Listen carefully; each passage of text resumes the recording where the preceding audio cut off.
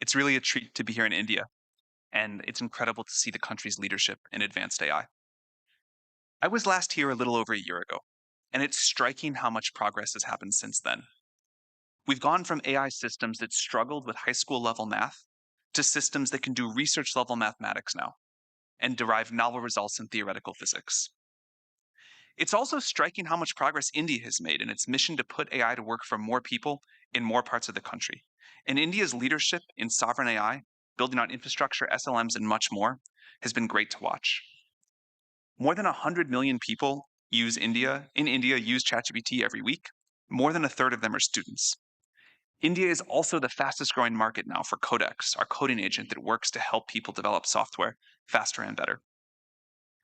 India, the world's largest democracy, is well positioned to lead in AI, not just to build it, but to shape it and decide what our future is going to look like. And it's important to move quickly. On our current trajectory, we believe we may be only a couple of years away from early versions of true superintelligence. If we are right, by the end of 2028, more of the world's intellectual capacity could reside inside of data centers than outside of them. This is an extraordinary statement to make. And of course, we could be wrong. But I think it really bears serious consideration. A superintelligence, at some point on its development curve, would be capable of doing a better job being the CEO of a major company than any executive, certainly me, or doing better research than our best scientists. As we prepare for this possibility, we are guided by three core beliefs. Number one, we believe that democratization of AI is the only fair and safe path forward. Democratization of AI is the best way to ensure that humanity flourishes. On the other hand, centralization of this technology in one company or country could lead to ruin. The desirable future a couple of decades from now has got to look like a world of liberty, democracy, widespread flourishing, and an increase in human agency. Some people want effective totalitarianism in exchange for a cure for cancer. I don't think we should accept that trade-off, nor do I think we need to. AI should extend individual human will. We'll probably need superintelligence to help us figure out the new governance mechanisms to ensure that this happens fairly at scale, and to avoid problems like extremely unbalanced compute access or something else. Second, we believe that AI resilience is a core safety strategy. We don't mean that this is the only safety strategy.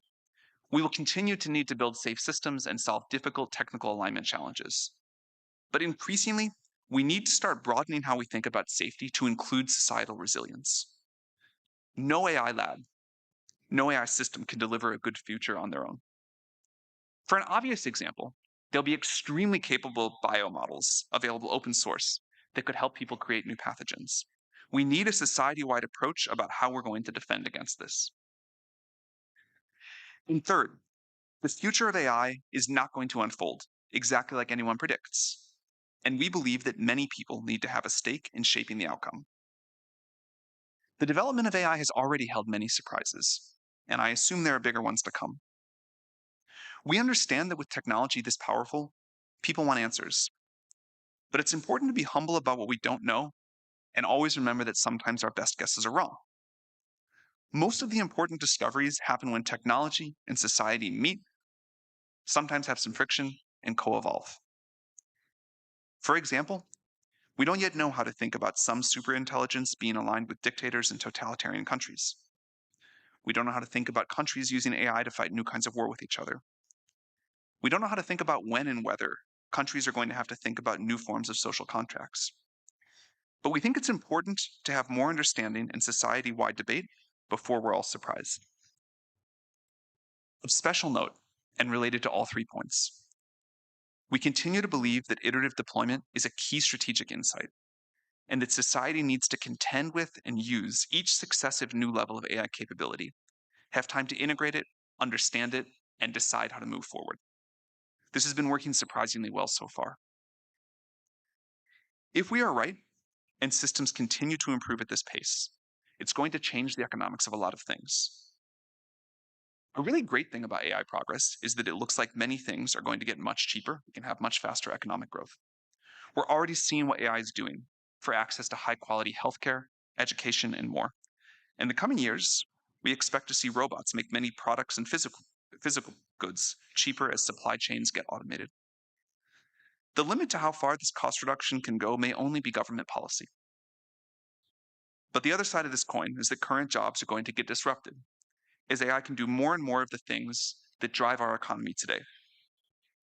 It'll be very hard to outwork a GPU in many ways. It'll be easy in some other ways. For example, we really seem hardwired to care about other people much more than we care about machines. We're somewhat less concerned about the long-term future. Technology always disrupts jobs. We always find new and better things to do.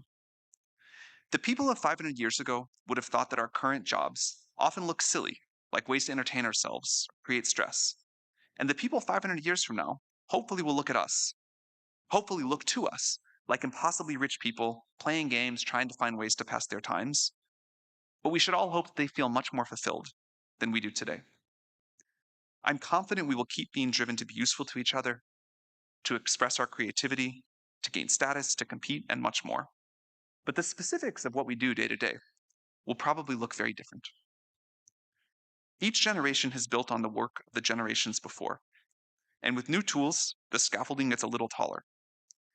This collective external lattice, the set of tools that we have built up around ourselves, is remarkable, and we are capable of doing things that our great-great-grandparents couldn't have dreamed possible. It is a moral imperative to make sure that our great-great-grandchildren can say the same, and technology, and especially AI, is how we're going to get there. For a democratic AI future, it is not enough to just give people tools and wealth. We also need to give them agency and power. The vision that AI companies lay out fundamentally reduced to either unilateral control or decentralized power.